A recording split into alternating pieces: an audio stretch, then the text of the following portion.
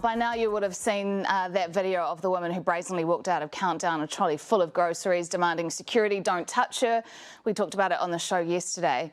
Well, the latest police figures on retail crime show this is far from isolated. Here for our weekly chat on political topics of the week, National Leader Christopher Luxon. Good morning. Good to be with you, Belle. Thank you for coming in. What do you know about how often retail crime is happening? Well, what we've seen yesterday is the announcement that we had our biggest number of retail crime instances in a single month, 10,000 in a single month in October last year. Those numbers were just released yesterday. And the problem is that's on top of what we've been seeing over the course of the last 15, 18 months, which has been, a 21% increase in violent crime. We've got a 56% growth in gangs. We've got a ram raid happening every 15 hours. So again, I've been saying it, new leader, same Labour, same outcomes, and essentially no real progress, and a government that I think just hasn't got the balance or the approach right. So your approach is, your solutions are around targeting young people, a young serious offender category, the youth offender military academies, greater power for police to stop gangs recruiting young people, a real focus on young people here. But if you look at that figure of 10,000 retail crimes in one month, only 571 of those were carried out by youth. So are your policies actually going to make a difference? Oh, absolutely. I mean, what we've been saying very clearly is we're going to give the police the tools they need to back the police so they can cut down on crime. And there's a number of things that we can do, giving them consorting, powers to stop gang members from consorting, giving them powers to actually search, for illegal guns, a whole bunch of things we need to do in that space. We've talked a lot about actually using the consequences that we have available and the tools that we have and the penalties we have available that often aren't always being applied to the right seriousness of offending. But do you think that these 10,000 instances of retail crime are gangs? No, but I'm saying to you the whole picture, they are all interrelated. So simple things like when you have 60% of our kids not going to school regularly, you have 100,000 chronically absent, and just talking to different community organisations even the last 2 weeks, their assessment is 10 to 15,000 of our young people not disenrolled from school.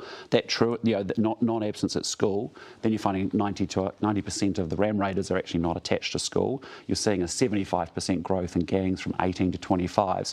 All of these issues are actually very linked together, and you've actually got to be able to have policies that actually deal with each of those component parts. Do you support spending on initiatives to bring down road fatalities? Absolutely. So the issue that I've got with speed limits is that we've got a government saying we're going to have a blanket reduction of speed limits on our state highway network. To be fair, Transport Minister Michael Wood was on the show on Friday and said no, there won't be blanket reduction. Well, we've actually asked the NZTA through written parliamentary questions. I mean, Brown has done that job, and essentially the intention is the whole state highway network gets moved down to 80 kilometres without the dual carriageway roads of national significance that National built, for example.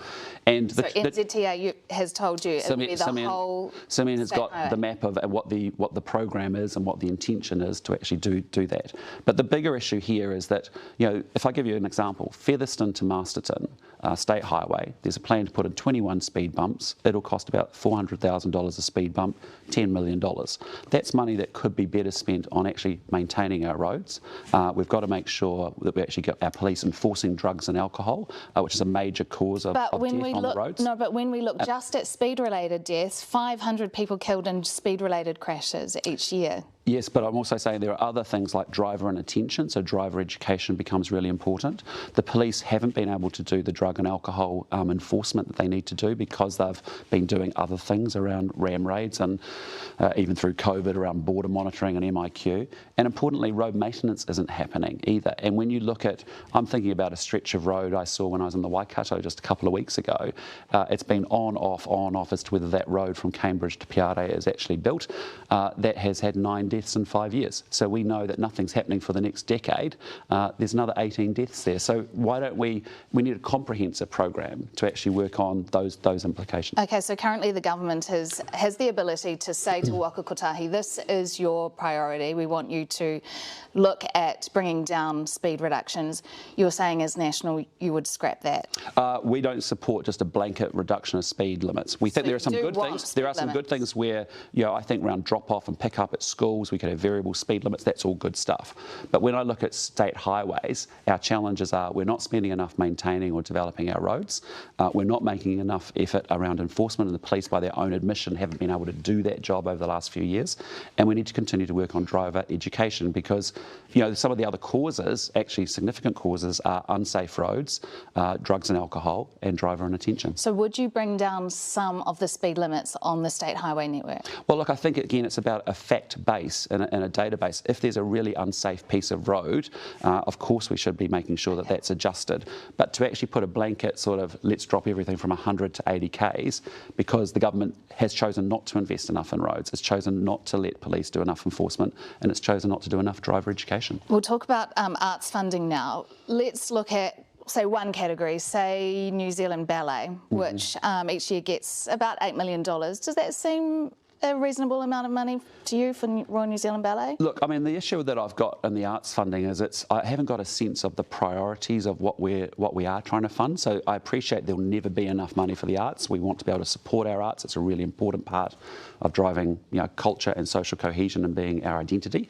But I see things like Te Matatini, which I think is an absolutely standout festival. I've been there in my old life at Air New Zealand. I tried to support the event, and you know, that is a world-class celebration of everything that's awesome about New Zealand. Should the funding be on par with Royal New Zealand Ballet? I personally think, I've got huge sympathy for that. I personally think that that is a fantastic event that we should be really putting our shoulder to and really making a bigger and bigger and better global event each and every year. Would you fund it equal to Royal New Zealand Ballet? My issue is I want to see the budget, because what I'm really unclear about is, if you just think about the last few months, we just cancelled the Sheila, or the government cancelled the Sheila Wind program, which I know so many kids loved discovering Shakespeare, and it was a really cool, innovative program that was really well loved across New Zealand.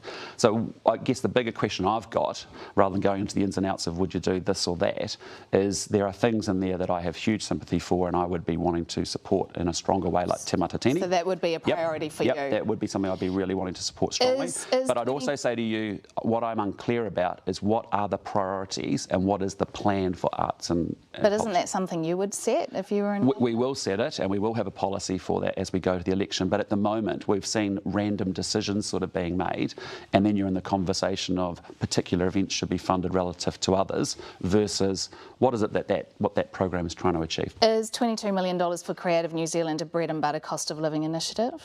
Look, I think, you know, culture's important, and there's in a country where we're spending $1 billion more each and every week than we did 5 years ago, $51 billion extra in government spending each year. I'm sure we can do enough to support the arts as well. Okay, National Leader Christopher Luxon, thanks very much for being with us. Appreciate it.